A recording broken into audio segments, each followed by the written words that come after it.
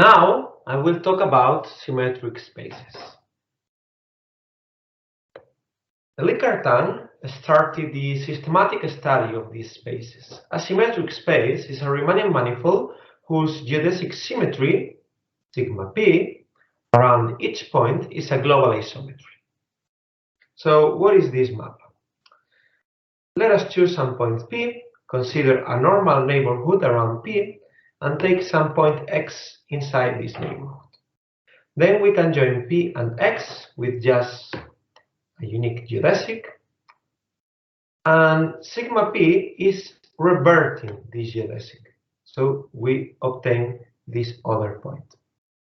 So for symmetric spaces, these maps that can be always defined on some small neighborhood around P are global isometries of M bar. Cool. So this property implies that symmetric spaces are complete and homogeneous. To prove that they are complete, we can use this geodesic symmetry to arbitrarily extend every geodesic. Homogeneous. So what is a homogeneous space? By this, I mean a Riemannian manifold where the isometry group acts transitively. So given a pair of points, P and Q, I have to find an isometry sending P to Q. To prove that symmetric spaces are homogeneous, we use the fact that every 2 points can be joined by a geodesic, since we have already proved that symmetric spaces are complete. Then we use the geodesic symmetry at the midpoint to map P into Q. Hence, symmetric spaces are homogeneous. Moreover, the identity component of the isometry group also acts transitively. Then one has that M bar can be seen as G mod K, where K is this subgroup here, which is precisely the stabilizer at some fixed point O for this axiom of G on M bar. Also, it is important to mention that there are 2 big classes of symmetric spaces, those of compact type and those of non-compact type. And there is a one-to-one correspondence between simply connected symmetric spaces of compact type and symmetric spaces of non-compact type. So some properties of symmetric spaces of compact type is that they are compact, they have sectional curvature greater or equal than 0, and the Lie algebra of the isometry group of them is a compact semisimple Lie algebra. Whereas for those symmetric spaces of non-compact type, we have that they are non-compact, the sectional curvature of every non-compact of every symmetric space of non-compact type is less or equal than 0, and the Lie algebra of the isometry group of M bar is non-compact and semisimple. Let us focus now on symmetric spaces of non-compact type.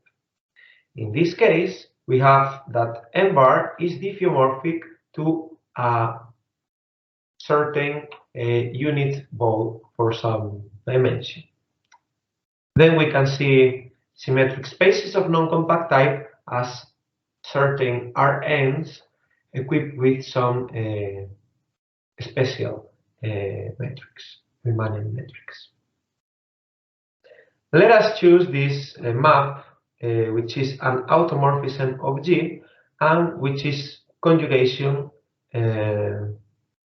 by this element sigma O, which, if you remember, it denotes the geodesic reflection, the geodesic symmetry at O, the fixed point that we consider at the beginning. Then this is an involutive automorphism. So the differential of this map is again an involutive automorphism, but now of the Lie algebra G. Hence, it is a linear map with 2 eigenspaces, And we have the eigenspace associated with 1, that we call it K, and the eigenspace associated with -1. The eigenspace associated with 1, K, can be identified with the isotropy, with this capital K group that I showed you before, and this P can be identified with the tangent space of M bar at O. Let us consider some maximal abelian subspace A in M. Then we can define the rank of M bar as the dimension of this A. Why is this well defined? Well, two maximal abelian subspaces in P are conjugate, so they have the same dimension. Also, we can define this subspace here, G alpha, where alpha here is some covector of A, and G alpha is this vector subspace here. Then, if this vector space is different from 0, we say that alpha is a root, and that G alpha is a root space. So it turns out that G can be split as a direct sum of G alphas. Also, we can impose a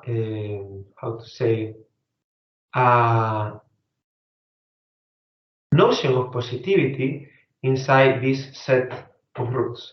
This set is finite, and what we can do is to consider some hyperplane on the dual of A, which doesn't contain any root.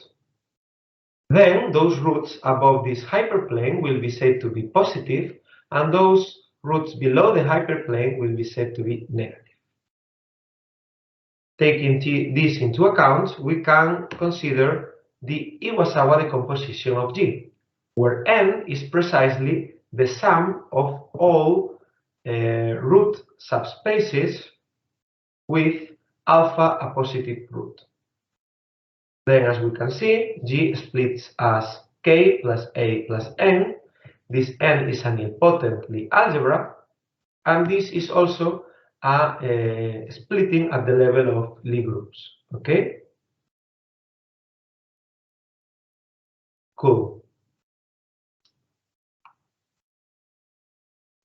Moreover, A plus N is a Lie subalgebra of G, so we can think about AN, the connected subgroup of G, with Lie algebra A plus N. It turns out that this AN acts freely and transitively on M bar. This implies that AN is diffeomorphic to M bar, and what is even more important, that if we consider the pullback through this diffeomorphism back to AN, we get a left invariant metric in AN such that M bar is now isometric to this group AN, which is, by the way, a solvable Lie group, and this is what is called the solvable model of a symmetric space of non-compact type.